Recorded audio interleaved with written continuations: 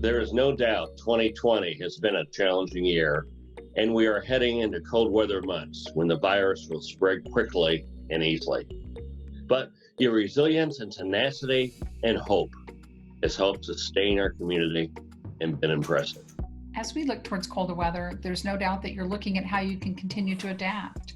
And each community wants to help you make it through this pandemic. That's why our cities, Chamber of Commerce, and tourism agencies have worked together to create this short training video to give you all confidence as you move forward. We're all in this together, and we're all here for you. We celebrate the great Hamilton County hospitality that you all provide our residents and our many, many visitors. And we thank you all for your hard work. Hello, and thank you for tuning in.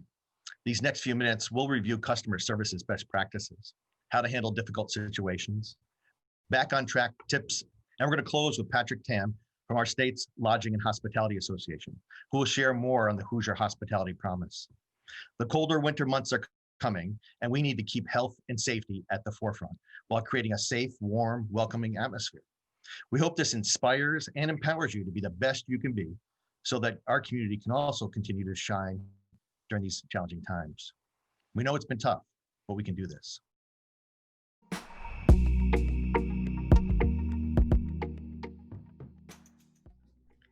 Customer service is often ranked the most important factor in overall guest experience. First impressions are formed within 7 seconds of an interaction. Knowing this, we need to continue to be aware and exceed our guests' expectations, especially now. To do this, here are some simple tips. Always smile. You may not be angry, but some of us can look angry even when we're just concentrating. In our office, we call this the resting Grinch face. And yes, face coverings add a whole new element, but don't forget you can smile with your eyes. It may sound silly, but practice in the mirror. You can truly see how it makes a difference. Make eye contact. We suggest making eye contact with guests within 20 feet. Then smile and greet them when they're within 12 feet. This is called the 20-12 rule. Looking at people in the eye shows they have your attention. And as we know, eye contact is even more important when wearing face coverings. Next, be approachable. Say good morning or good afternoon and articulate the best you can through your face covering. In other words, be clear and comforting with your message. Welcome them.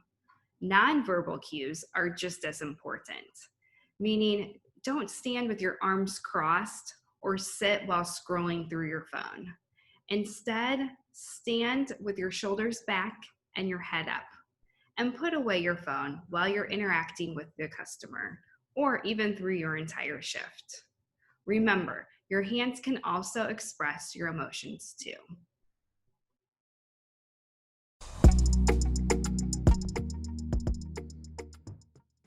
Many times, interactions are simple and pleasant. However, sometimes they're difficult, and it's hard to know what to do. This is especially true as we ask people to change their routines, wear masks, and take extra precautions. For these moments, we suggest the LEARN method. LEARN stands for listen, empathize, apologize, react, and notify. Listening requires your full attention. Sometimes people just want to be heard. In order to understand what the guest is asking or requesting, be prepared with a follow-up question. Never tell a guest, I don't know, or I can't help. Instead, say, I can find out, or I will provide you with a resource to answer your question. Next, empathize and apologize. This builds trust and can often reduce the guest's tension. We are living in uncertain times, and it helps to slow down and put yourself in their shoes. Again, listen to the concern and think of ways to resolve the problem. If needed, Apologize for the guest's inconvenience or their frustration. You may not have done anything wrong, but it can help acknowledge a person's feelings, such as, "I'm sorry you got lost due to all the road closures. I am sure that was frustrating for you." Finally, react and notify. If there is a problem, solve it or make it right. Wrap up a visitor's question or request with, "Is there anything else I can do for you?" Then, if needed, notify your supervisor of the concern and follow your organization's protocols. It's also not a bad idea to discuss this issue with members of your team to ensure the same problem does not happen again.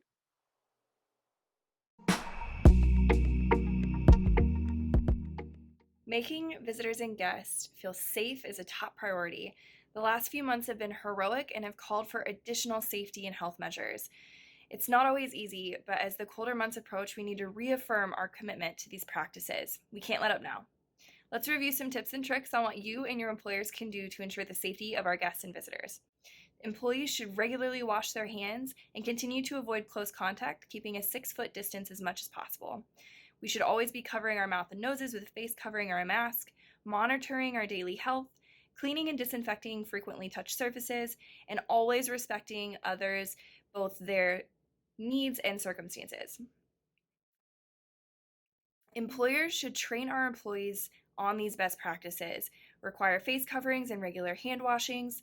We should keep our staff home if they're sick or experiencing symptoms. We should post signs that promote proactive measures being taken, modify our layout, capacity, and attendance as needed to remain in compliance. We should provide hand sanitizers for guests and face coverings for those who do not have them, and we should thoroughly clean and disinfect as often as possible. Just as we like to exceed guest and visitor expectations with our customer service, we should also consider exceeding expectations in health and safety. Another great resource is checking out World Health Organization.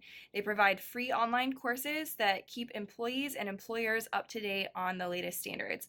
They also have posters and best practice signs that can be printed and hung in high traffic areas.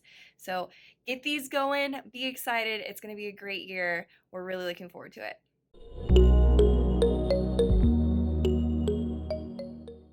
Hello, Patrick Tam from the Indiana Restaurant and Lodging Association. As a lifelong Hamilton County resident, a proud Hamilton County resident, thank you for taking the time and the commitment to the hospitality industry. Let's talk about the Hoosier Hospitality Promise. Go ahead, take the pledge, make sure your customers know how safe your establishment is. Make sure that you're taking the best practices every day, every shift, not just on behalf of your fellow teammates, your customers, but also the health and well-being of the entire hospitality industry and your neighbors. Why was the Hoosier Hospitality Promise created? It was created to ensure that both consumers as well as our teammates are in this together in terms of following the best practices from the CDC, the FDA, and as well as the state and our local health departments. The reality is restaurants and hotels have always been phenomenal on health inspections and following the best practices. Many of those recommendations we've always done, but now more than ever, whether it's wearing masks or doing whatever we need to do to ensure that everyone in our establishment is safe, is absolutely critical at this time and beyond. How to get involved? Visit the HoosierHospitalityPromise.com to make that promise. Customers gain access there as well to special discounts to businesses all across the state, not just in Hamilton County, but businesses also get listed on a statewide database that from anywhere in the country or world can access those that have committed to that safety and get a window seal to display at your establishment, as well as additional collateral and marketing material. Take the Hoosier Hospitality Promise today. Make sure your customers are aware of all the great things that you're doing to make sure that their families are safe, as well as our entire teammates, and most importantly, our economy and our community. Thank you so much.